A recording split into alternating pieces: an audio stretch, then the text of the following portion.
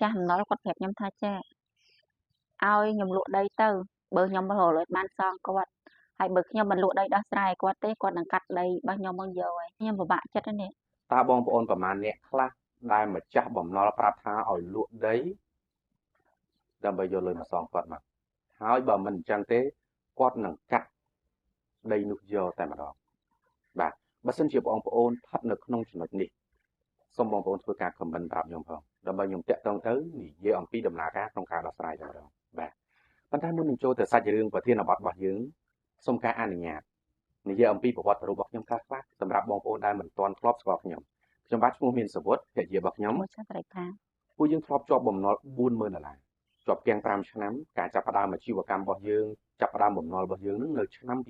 2015យើងបើកលក់ម៉ាស៊ីនត្រជាក់នៅគល់ស្ពានពេជ្រសំរោងកែងកាក់ក្បាលក្រហមក្រុងតាខ្មៅប៉ុន្តែជាអកុសលការធ្វើអាជីវកម្មរបស់យើងមិនទទួលបានជោគជ័យអ្វីនោះទេយើងខ្សែធនត្រូវបិទអាជីវកម្មនឹងត្រឡប់ទៅវិញបន្តមកទៀតនៅឆ្នាំ2019គឺយើងគាំងខ្លាំងមែនទែនដោយសារតែយើងធ្វើអាជីវកម្មសល់បំណុលយើងជាប់គាំងនៅឆ្នាំ2019ហ្នឹង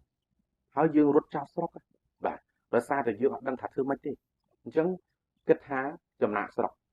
ព្រោះមិនដឹងថាដោះស្រាយមិនមានតែចាក់ចេញពីស្រុកសិនទៅកុំឲ្យគេរករឿងពេកបាទនេះគឺជាចំណុចការគិតខុសរបស់យើង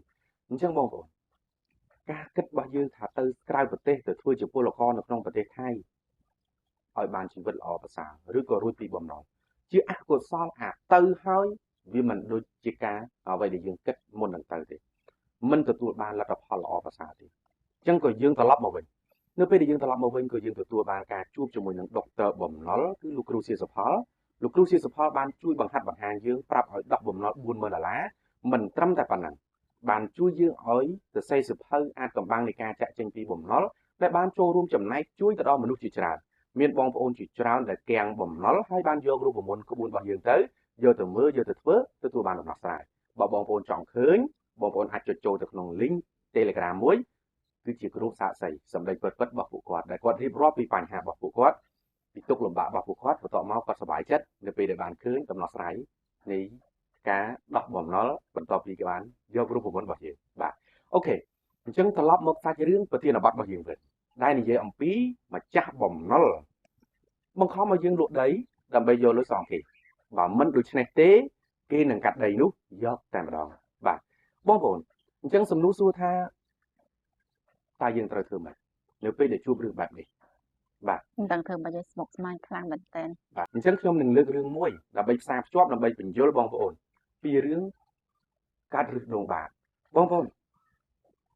សូមស្ដាប់ខ្ញុំរឿងនេះដូចជាជំងឺកាត់ឫសដូងបាតអញ្ចឹងនៅពេលដែលយើងកើតជំងឺឫសដូងបាតយើងអាចទៅទិញឡាមយកមកកាត់ខ្លួនឯងទេមកវែកខ្លួនឯងបានទេបាទអញ្ចឹងកន្លែងនេះគឺមានន័យថាយើងត្រូវរកដំណោះស្រាយសិនកុំទៅលក់ដីមុនរកដំណោះស្រាយបើសិនជាបងប្អូនលក់ដីមុនរកដំណោះស្រាយប្រៀបធៀបដូចទិញឡាមមកវែកមកកាត់ជំងឺឫសដូងបាតដោយខ្លួនឯងអញ្ចឹងការព្យាបាលជំងឺឫសដូងបាតគឺមានក្បួនមានរបៀបបាទគេមានការ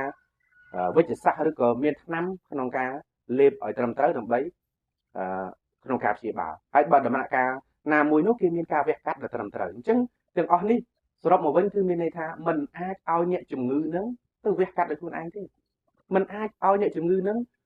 ធ្វើអីផ្ដេសផ្ដាស់ដោយខ្លួនឯងបានទេត្រូវរកអ្នកជំនាញឯកទេសអញ្ចឹងបើសិនជាបងប្អូនរកដំណោះស្រាយមុននឹងលក់ដី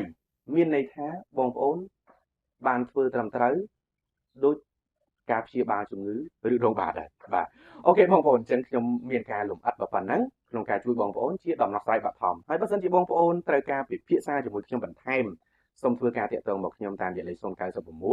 630 0080បាទជាលេខ Telegram ផ្ទាល់របស់ខ្ញុំបាទអញ្ចឹងសូមអរគុណច្រើនសម្រាប់វីដេអូនេះខ្ញុំមានប៉ុណ្ណេះសូមកុំអស់សង្ឃឹមរឿងបំណុលគឺខ្ញុំអាចជួយបានបាទជម្រាបលា